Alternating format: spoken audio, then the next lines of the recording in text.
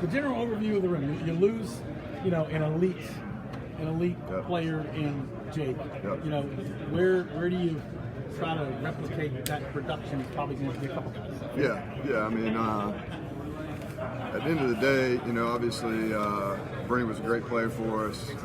All ACC guy who took off to the next level, and that's a lot of reps. Over the last 2 years, really, those game reps. And that's hard to, obviously, game reps is hard to replicate in practice. You can't replicate, what's coming in week one from a standpoint of the experience and that type of stuff. But there's guys in the room that's played football too. And I will say this, all the guys in the room, they came here to play football. And they came here to play football at a high level. And all the stats and all that walks out of the room with Bruni walking out of the room, none of that stuff carries over anyway. Every year to restart, it's a new year. I'm excited about the guys that are in the room and the competition. We've had a really healthy competition. We got a guy like Olsen Patt-Henry, Josh Sapp. They've played in big games these last couple of years, and then you got Christian, who redshirted last year, but at the end of the year he played, had a big block on the kickoff return in the ACC championship. So they know what it looks like.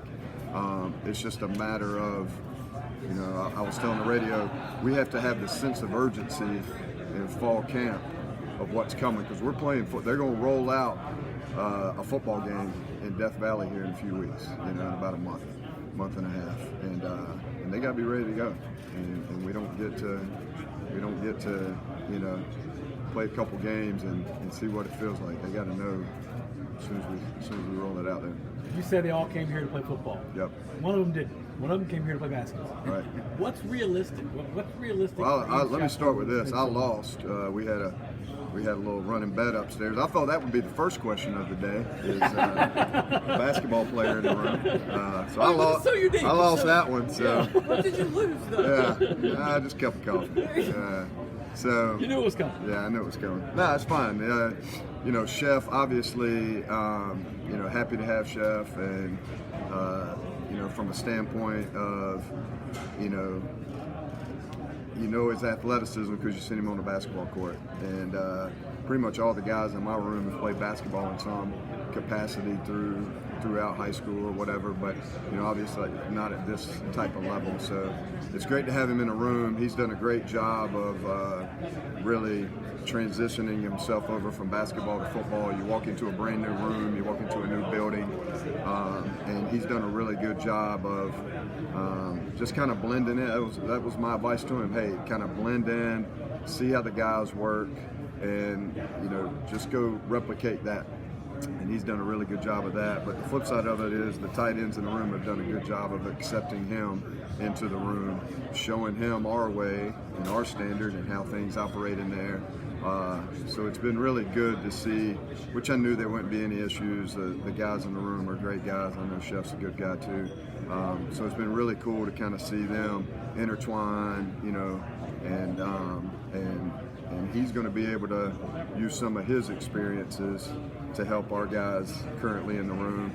And obviously the guys in the room are going to be able to use their experiences to help him. So excited to have him over here. Can he be impactful? I mean, he doesn't have a whole lot of time. It's not like you can develop him for 4 years. Yeah. Can he be impactful for this team this year? We'll see. At the end of the day, from a football standpoint, I'm not sure, what you're getting. I know what you're getting from, size of a body and athleticism of watching him play basketball these years. And also I know what I get it from kind of a mindset too. Coach Burnell does a great job in his program with his culture and how he pushes those guys, and obviously being in the tournaments and playing at the level that they've played at. I know what you're getting from that standpoint, but in the summer you don't get to work with these guys hands-on, and that's a big difference in really basketball and football during the summer. Basketball, they're kind of in their spring practice, and they're working with the guys. We don't get to do that in the summer. So from a standpoint of what's he look like from a football player, I don't know, and we're going to have to find out really, really quick because, like you said, his clock he's at the end of his clock, and it's ticking. So we'll see come August, what it looks like. Obviously, I've talked to him about the heat will be different. That'll be something that'll jump on your back really quick. Wearing equipment versus, there's just a lot of different things he's got to get used to, and that doesn't even include the standpoint of, from a terminology and verbiage and just offensive system, And then you got to turn around and now you got to understand what defenses are doing at this level too. So, obviously he's behind, but, we're working really hard to get him caught up. And like I said, I think the guys in the room have done a great job of doing the same, not looking as a threat, but looking as a teammate. And they've done, just from what I've heard, they've done a really good job of trying to teach him the why, the how, not only in the workouts, but also when it comes to offensively what we're doing. For the first time in a long time, you don't have that established, experienced guy in your room. Does that change your approach as a coach? Not really. A few years ago, it was flipped. Davis Allen was that guy, and Brenny was kind of like your Olsen, a 11P backup, but a 12P starter, So at the end of the day, you got to get, especially at tight end, you got to get multiple guys ready to play anyway, because you're going to be in a 12 personnel world. We'll play some 13 personnel. So it doesn't really change anything from the way we practice, the way we meet, the accountability I hold with them in regards to learning the system, understanding what to do. I think, like I said, the sense of urgency for me is that they have to have a sense of urgency of what that experience factor. We got to get that a lot quicker because there is so many snaps that went out of the room. But I got full confidence. Like I said, Olsen's played in some big games around here. He knows what it looks like. Sapp's played in some big games around here. He's the old guy in the room. He knows what it looks like. And then Christian at the end of the year, once his red shirt was done and we could play him some, he played, whether special teams or a little bit offensively. So I just got to make sure that my biggest job right now is just getting them to understand that you don't have. It's different when you're preparing and all the pressure is not on you. All the from a snap standpoint, from a rep standpoint. So I got to get them to understand that that pressure, that feeling is going to be a little bit different. At the end of the day, football's football. All right, and be confident in what you're doing. But I will say this, with Brenny playing as many snaps as he has over the last couple of years, and the experience that he had, I was able, from a practice standpoint, you had to get him as an older guy. You didn't, practice was important in certain parts of practice, but in other parts of practice, I could get some of those reps onto some of the younger guys and get them kind of on a faster track of getting on the field, knowing what to do, how to execute, all those things. So from a practice standpoint, these guys have got a lot more reps than you would think. From a game standpoint is where you're just limited in that experience from last year. Brenny was that safety valve for Cade in a lot of ways. How do these guys gain his trust in life? Yeah. Or is that something that maybe they've worked on over the summer and in spring practice? That's a good question. It's not. Brenny was such a he'd been here a while and he's a big target. So I think some of the safety valve comes from that too. You got a big target. You got range of motion is a little bit different. You can miss, and he can make it right. But the flip side is they did have a lot of time together. But we're not just rolling out the balls here in a couple weeks, and that's the first time Cade's ever thrown to Olsen, Christian, Sapp, whatnot. All spring. Olsen wasn't out there because of shoulder injury, but all spring they got some time together. This summer in skills and drills, they've been spending time together. So, there's got to be. He's probably, the trust factor is probably higher with a guy that played a ton of reps. right? But that's not going to change the fact that these guys are going to play at a high level, and that eventually, it'll all work itself out. Coach, at what point did you realize that the possibility of Ian Schieffelin being in the room was real? And I know you haven't coached him yet, but what about him excites you about coaching him? Yeah, I'm excited about everybody in the room. Chef's a guy that is coming into the room now, but like I said, Olsen, Patt-Henry, and Christian and Sapp. You got Banks Pope that's played a bunch of football here in 13 personnel type sets for us, and then we moved Charlie Johnson over from receiver. And he's put on some good weight, and then Logan Brooking is our freshman that's come in. So the room it's like I said, it's a healthy competition that's been going on in the room this spring and going into the summer, and Chef's done a good job of just kind of being a part of that and jumping in and trying to figure out things. From a standpoint of when did I know it was coming, it was kind of tossed around out there.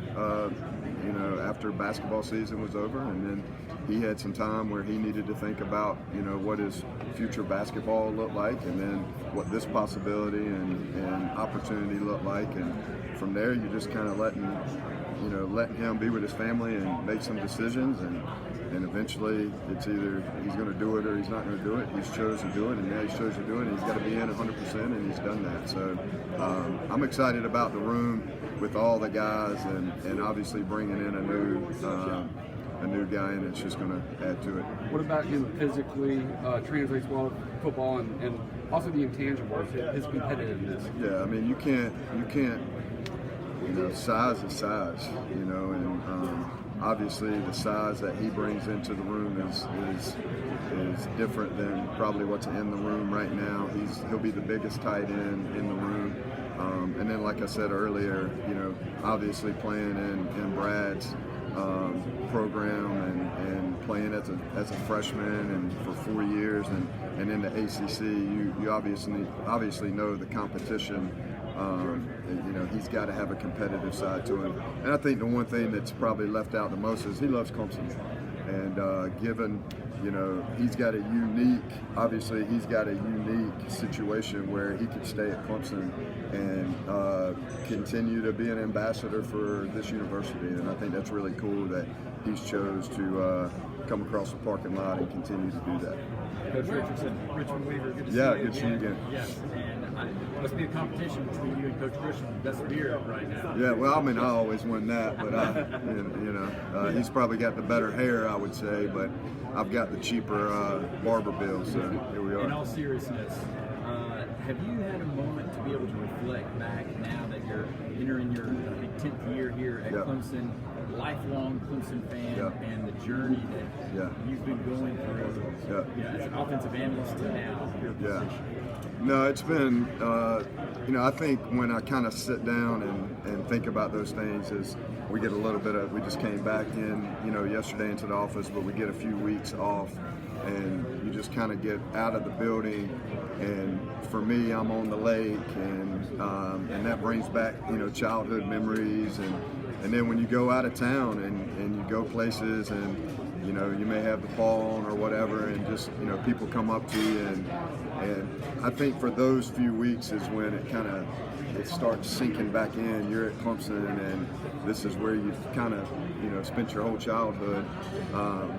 But then you just go back to work, and the grind. Yeah, and you go into the grind, and no matter what, I've always, my philosophy in coaching is always leave the place better than I found it. And you never know when your time's going to be over, whether you're coaching high school, whether you're coaching college, or whether you're coaching in the NFL. You never know when that's going to end. So for me, I've tried to leave over the last 10 years. I've tried to leave everything that I've touched here better than I found it. But obviously this place is special to me. It's special to my family. And anytime I get a chance to have them here with me, my mom, my dad, have them here with me and get them. It's really cool to see them to get to experience this, knowing that they've lived here their whole life and just been a part of it forever. It's really cool for them, for them to see kind of the joy that they have in living through me here at Clemson.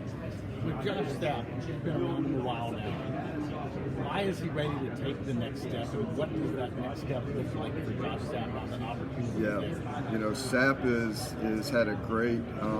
Sapp every year has gotten better. Sapp every year has taken what I've asked him to do, and he's serious about improving that. And Sapp's always going to be, and he, you know, that's one thing with Sapp is he's probably the most athletic guy in the room, but he's an undersized tight end. So he has to use his athleticism. He has to use certain things to overcome the size part of it, which he does a great job with. But he's done a really good job just transforming his body and getting it to play in the box as a tight end. He's already great in space, but he's done a great job with his body, and he loves football. You know, he loves football. He loves Clemson, and he's very unselfish. You know, he wants to win. You know, and I think he's ready to take that next step just because it's time. You know, and for him, he's out of time. You know, he's getting to the end. He's on the back end of his career, where Logan is on the front end, so it looks different. And that's really cool too, to see these guys go from one end to the other, from a standpoint of just how their bodies change, but how their minds change, how the timing of their careers change. What was maybe important as a freshman is not as important as a junior or senior. So I'm really excited about him and the step that, I mean, he had a great spring. And like I said, the competition in the room is what the exciting part of, you know, everybody wants to ask the questions about the lack of experience and what's walking out of the room. And I want to talk about what's in the room. I want to talk about the excitement of these guys and how hungry and humble they are and how eager they are to go play football. They came, again, I'll repeat, these guys were highly recruited guys, and they chose to come to Clemson. They chose to come to Clemson for multiple reasons. All right? So there's some on the field and some off the field that they chose to come here. But at the end of the day, they came to Clemson to play football for Clemson. And they've been working their tails off to show what they can do. But they also know I'm not giving out reps. I'm not giving out playing time. Their work, their effort, what they do mentally and physically is what's going to earn them the playing time, what's going to earn them the reps. So I'm excited about what's coming and about the future of the room and what we're going to roll out there this season at the tight end position. This time last year, you guys liked what you had in Christian a lot. What's different about that player right now today from last year? You know, just another year. Just, you know, he had a year of redshirting, but that's a year of you know, in the weight room. You know, that's a year of adapting to and adjusting to what a college life looks like on the field and off the field. You know, for him, he didn't come in early. He was a great basketball player in high school, so he didn't come in early. So, you know, by the time you get here mid-June, you know what I mean? Like, a guy that's been here for 2 or 3 years, it looks different. A guy that came in January versus a guy that comes in June, like, it feels different. So for him, you can just see things have slowed down mentally for him. They've slowed down lifestyle for him from a college standpoint. He's just wired different too. I mean, he's a humble guy, and he just works. Like, that's he knows what he's good at and what he needs to work on. He works his tail off, and he doesn't get too high. He doesn't get too low. He don't care who's getting the credit. I mean, he's just a great teammate, a great player, and he's going to be a special one if he stays on this path that he's on. What are his traits? And then what are his traits? Yep. And then can he bust through to that? Yeah. No, I mean, he's got everything that you're looking for in a tight end. He's got a mixture of all of it. And then again, the size he brings, he's got the size that they're looking for at the next level. So strength standpoint, really, really smart. Again, really hard worker. And he's one of those guys, you correct something, it's probably fixed on the next rep. He's not one of those guys you have to continue to tell the same thing over and over. So now I can move on to something else that we need to fix or whatever. And I mean, he's one of those guys. He stays after practice and does extra work. He's over with Bina and the whole group, you know, working on his body, pays attention, you know, what he puts in his body.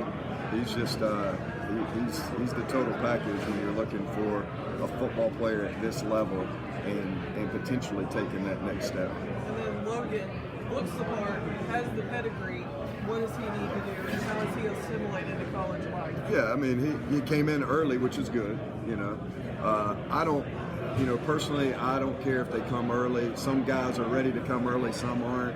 Some guys, like, I love to recruit the multiple sport athlete. So I don't think it's fair for a guy to, you know, I'm in love with the multiple sport athlete, but now take you away from your multiple sports and you can come in and roll early. So that's a family decision. And he did a great job of coming in, but for him, it's like, you know, spring ball looks different than August fall camp. Spring season looks different than in season. So just like Christian coming in, when he came in, and Logan coming in, it's all that first year. I mean, it's all just learning, understanding, adjusting. But he's done a great job, and yeah, he looks the part, you know. And that's the hard part in this profession is you look at some guys, and all these guys look like grown men. But again, how do they compute, you know, their knowledge? And at this level, transitioning from high school to college, obviously you got to learn a new offensive system, but you also, there's another step with defenses and defensive recognition, and that's really difficult. That's more difficult usually for the high school kid transitioning to college than usually like the offensive system is. So he's done a great job. I'm really excited about his future. When you're talking about these guys stepping into a different role, those younger guys, how important is it that they've had the same quarterback, same coordinator, head coach, everything to make that transition? Yeah, I mean, for you know, from a tight end standpoint, you know, Olsen's had the same tight ends coach, and I recruited him, you know. Christian the same way, you know. Sapp as a freshman, I was the tight ends coach. So they understand the good, the bad, and the ugly that I'm bringing to the table and how I'm going to do things. And the flip side is I understand theirs too. So I think, yeah, that makes just life a whole lot easier when we can move on to other things, not getting to learn each other, because at the end of the day, we're in a relationship business here, and I have a great relationship with those guys. They're like my kids, you know. We have some good days, we have some bad days. I love them every day, right? And they don't have to relearn any of that type of stuff. Offensively, going into another year offensively, it's the same thing. Now we can kind of go 3.0 version versus we were in 1.0 or whatever, you know. And then same thing, obviously, with head coach, your culture doesn't change. None of that stuff changes, so you're just constantly, you know, having to learn things. You know how team meetings are going to be. You know how a Monday practice, a Tuesday. You know how Friday night before the game is, because coach is coach. And he's been here for a long time, and he's done it at a high level, and they trust because they know what he's done. So it's the relationship part, love and trust that's built into that relationship, which is why when you can keep things together like you talked about, you got a chance of being really special as a group, as a team, and then obviously as a program. Sorry if you've already been asked this, but what are reasonable expectations for Ian? It's only the third time I've been asked it. I don't know. You know, at the end of the day, like I said earlier, basketball in the summer looks different than football in the summer. We don't get to go practice with the guys like spring ball, and basketball's more hands-on in the summer because of the way their season is. So I know what he brings to the table from a size standpoint. I know what he brings to the table from athleticism, watching him play basketball. But I haven't been able to work with him as a football, so I don't know what he can do as a football player. I know that we're going to coach him the same way that I coach the rest of the guys in the room and have the same sense of urgency. But the other side of that is he's got to have, and that's a conversation that we've had too, is he's got to have the same sense of urgency too. You know, and what does he want out of this opportunity? And so I'm excited about having him, but like expectations, we got to go play football, and he's got to slowly groom himself into that. You know, day one of basketball practice and day one of football practice is going to look a little bit different with heat, a helmet, shoulder pad. You know what I mean? So there's a lot of, just like the question, previous, there's a lot of adjustment that he's got to make that has nothing to do with football plays, those type of things. But he's done a great job of getting into the room and trying to figure it out. So I'm excited about having it. Another year with Coach Riley. What does Clemson Offense 3.0 look like? What are some things that you want to the beauty of this offense is it doesn't, you're not going in every year and drastically changing it. 3.0, 2.0, 1.0, it all kind of looks the same. It's kind of the experience of the players in it to where things doesn't, they can go out and play a team, get in a situation. The defense doesn't really surprise them based off the play call that we got, or the situation doesn't surprise them. So I would say you take some of that,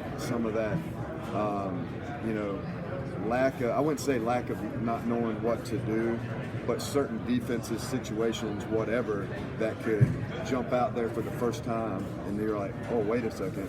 Now it's like, oh yeah, we run this play, we've run it versus that 1,000 times, we're good. Or I've already seen that style defense trying to stop this play, because the plays really don't change for us. It's the personnel.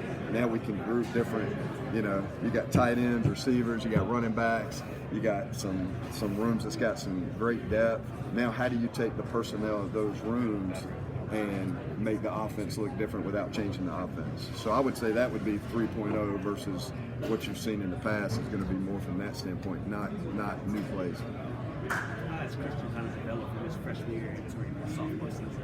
Say it again. How has Christian Bentancur kind of developed from his freshman season to his second season? Yeah, I mean, we'll see on the field what he does in his second year, but he's done a great job this offseason of just preparing himself to take that next step physically, mentally.